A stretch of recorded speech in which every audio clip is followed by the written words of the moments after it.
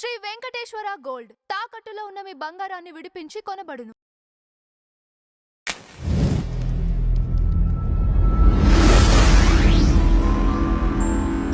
ఇప్పుడు assembly session జరుగుతున్నాయి. ప్రతిపక్ష హోదా ఇస్తేనే నేను వచ్చి మాట్లాడతాను జగన్మోహన్ రెడ్డి గారు. ఇది ప్రజా తీర్పుకి ఆయన సీఎంగా బాధ్యతలు స్వీకరించారు. మరి ఈ తీర్పును కూడా అంగీకరించాలిగా. ఒక్క విషయం, జగన్మోహన్ రెడ్డి గారి ప్రస్తుత స్టేటస్ ఏంటి? ఎమ్మెల్యే అంటే మెంబర్ ఆఫ్ లెజిస్లేటివ్ అసెంబ్లీ.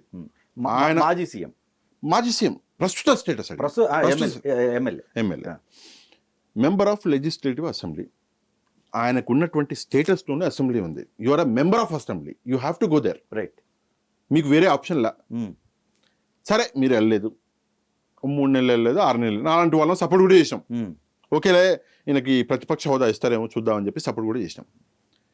చట్టంలో లేనప్పుడు నువ్వు సీట్లు సంపాదించుకున్నప్పుడు పక్కాడి మీద అలగడం మీద నాకు అర్థం కాదు.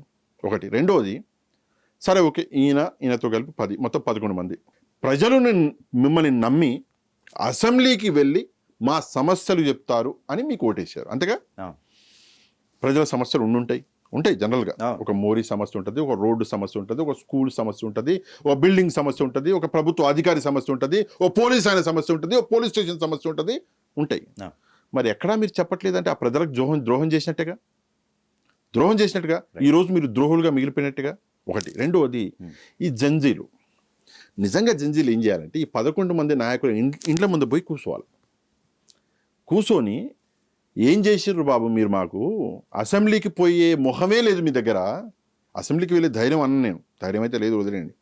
అసెంబ్లీకి వెళ్ళి మొహం చూయించుకునేటటువంటి కెపాసిటీ లేని మీరు ఎమ్మెల్యేలుగా ఎందుకు?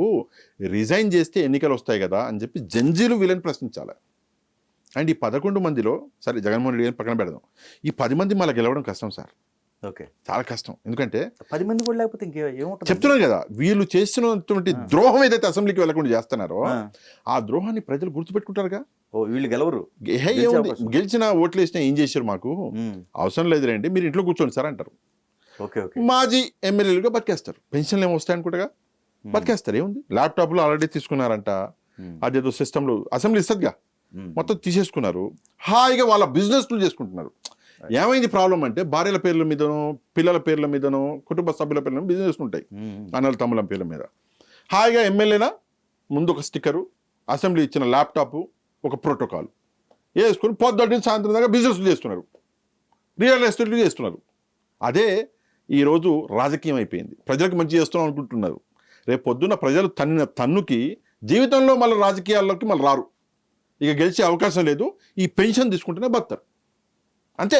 చూడండి మీరు రాబోయే రోజుల్లో చాలా ఇప్పుడు నేను ఒక విషయం చెప్తాను సార్.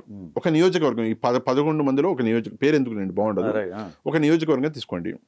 ఆ నియోజకవర్గంలో ఏదో సమస్య వల్ల ఒక 10 మందికి తల్లికి వందన రావట్లా, ఏదో సమస్య వల్ల. ఎమ్మెల్యే పనింది,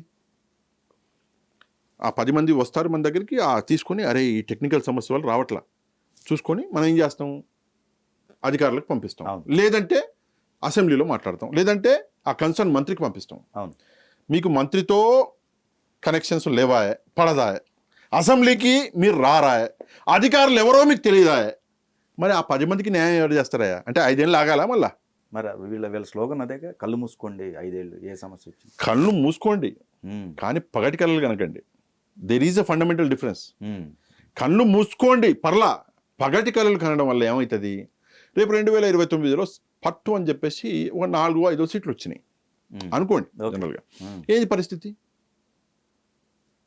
అమ్ముకోవాల్సిందే పార్టీ, అదే వేరే పరిస్థితి ఏముంటుంది? రైట్. సో మళ్ళీ కాంగ్రెస్లోకి పోతారేమో చెప్పలేము. నాయకుడు అక్కడ కాంగ్రెస్ పెద్ద నాయకుడు లేడు కాబట్టి, సో మళ్ళీ వెళ్తారో బీజేపీలో వెళ్తారో చెప్పలేము. కానీ నేను అనేది ఒకటే ఏంటంటే, మీరు ఈరోజు రేపు మేము వస్తాం ఏదైతే చెప్తున్నారో ఇది వింటుంటే నాకేం గుర్తొస్తుంది? వై నాట్ 175 గుర్తొస్తుంది.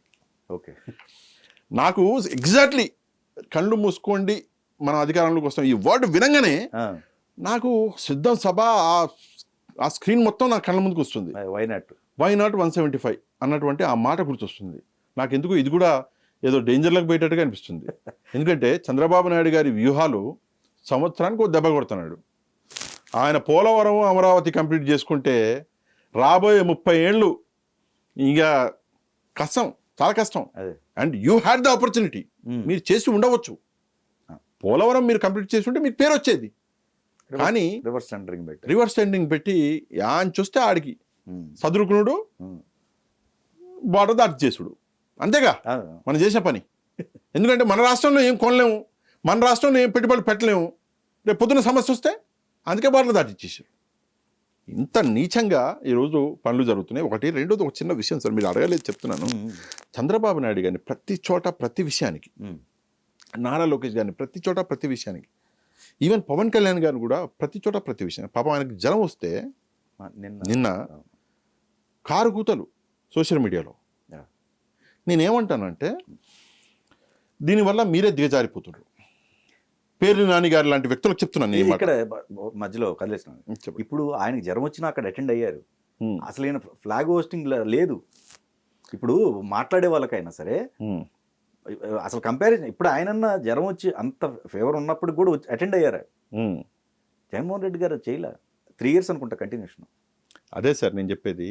దానికి ఎవరో చెప్పాలి, ఏదో పదవి ఉండాలి అని కాదు సార్. నేను ముఖ్యమంత్రి పదవిలో కూర్చుంటేనే నేను వెళ్ళి జెండా వందనం చేస్తా, పాల్గొంటా అనడం మూర్ఖత్వం. నేను భారతీయుడినైతే ప్రపంచంలో నేను ఆడ బతికినా కూడా నేను జెండా ఎగరేస్తా అనడం దేశభక్తి. మూర్ఖత్వానికి దేశభక్తికి ఉన్న డిఫరెన్స్ ఇదే. జ్వరం వచ్చింది, ఆ వ్యక్తి బయటకు వచ్చి జెండా, ఎందుకు తెలుసా మీకు? ఆ వ్యక్తికి దేశం అంటే పిచ్చి, ప్రేమ. నాకు దేశం అంటే ప్రేమ, మీకు దేశం అంటే ప్రేమ. ఎవడో చెప్పలే మనకి. అవును. ఎవడో ఏం అజ్జేయలే, పదవులు ఇవ్వలే. మనం బయటికి వచ్చి సార్ ఒక విషయం, ఏ దుస్థితిలో కూడా జెండా ముందు నిలబడి సెల్యూట్ చేయడం అన్నది అది మా గర్వకారణము. రేపు పొద్దున్న జరగకూడదు అనుకుంటున్నా. ఏదైనా ఇష్యూ వచ్చి హాస్పిటల్ బెడ్ మీద నేను పడుకున్నా కూడా చివరి శ్వాస వరకులో కూడా జెండా కనిపిస్తే సెల్యూట్ కొడతాం. ఎందుకు కొడతాము అంటే ఇది చివరి సెల్యూట్ ఏమో అని కొడతాం. సో ఆ దేశభక్తి ఉండాలి సార్ మనిషికి, మనుషులకు ఉండాలి. ఎవడో చెప్పక్కర్లా.